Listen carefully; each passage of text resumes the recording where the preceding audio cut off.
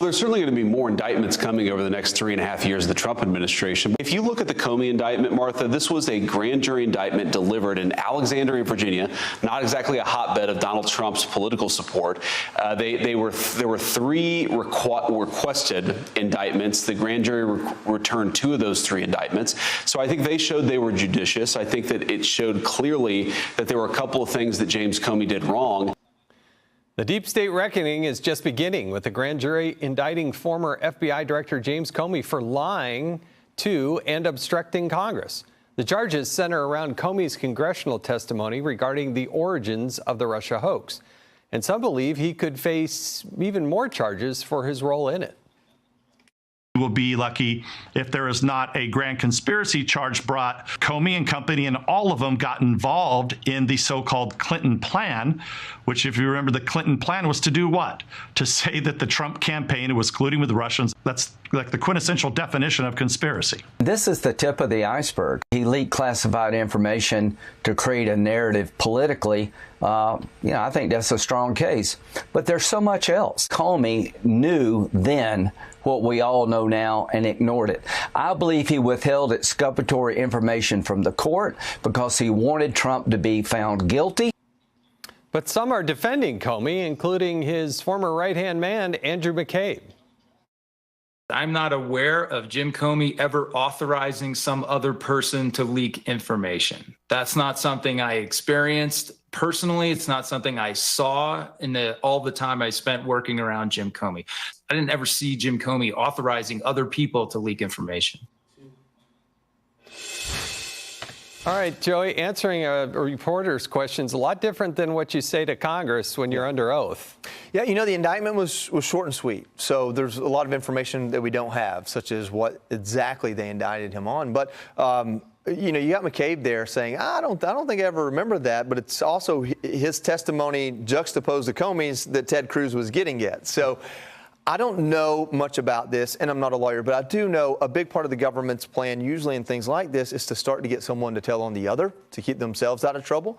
And when Vance and Trump are signaling things, and I don't think they're a part of the Justice Department's investigation here, but when many people are saying things like, I think there are more to come, I wonder if that's part of it. If the idea is to put pressure in so many places, somebody says, hey, I'll talk to get me out of this. Yeah, the paperwork, the notes, and the personal notes, that's what I think a lot of what the FBI is in the Department of Justice is looking at, which begs the question, could Hillary Clinton be the next person indicted? During a 2016 congressional hearing, I pressed Comey on Hillary, and he denied that she ever lied to him. Did Hillary Clinton lie under oath? Not to the FBI, not in a case we're working.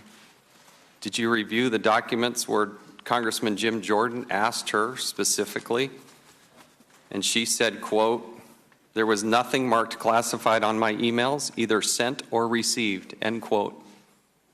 I don't remember reviewing that particular testimony. I'm aware of that being said, though.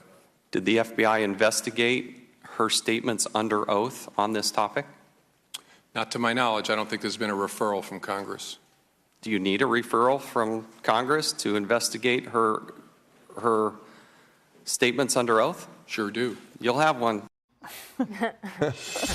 Yeah, that came a few hours later. Anita, where do you see this going?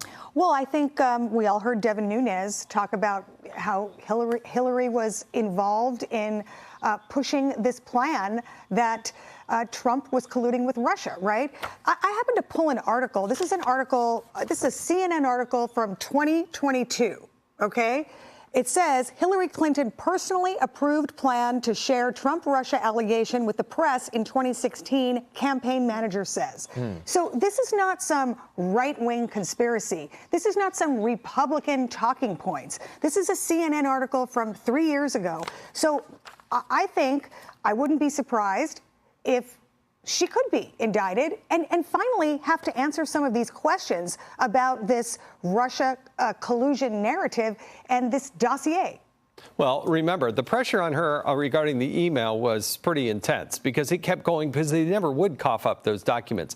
And even though the FBI director said he needed a referral, to best of my knowledge, they did nothing absolutely nothing to actually go back and investigate that. Nobody was contacted. No documents were reviewed that we're aware of. And so this idea that the Hillary Clinton campaign spent some $10 million to generate this fictitious documentation that they could then use to change an election. Thank goodness it didn't work, though. Right, it didn't work. Well, I would also say this.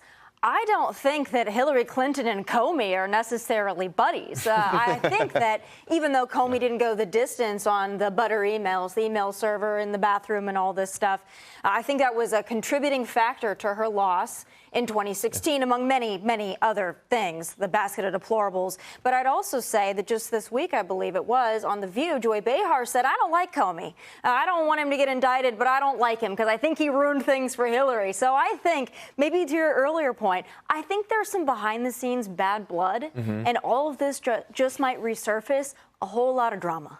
Yeah, I thought the FBI director was fundamentally totally wrong and screwed over Hillary Clinton. You don't go make a 12-minute statement telling everything that this person did wrong, but we're not going to charge them. Yeah. That's why the Democrats are mad and upset. And so if Comey thinks he's got this wave of Democrats behind him, I don't think so. To your point, Tommy, exactly right.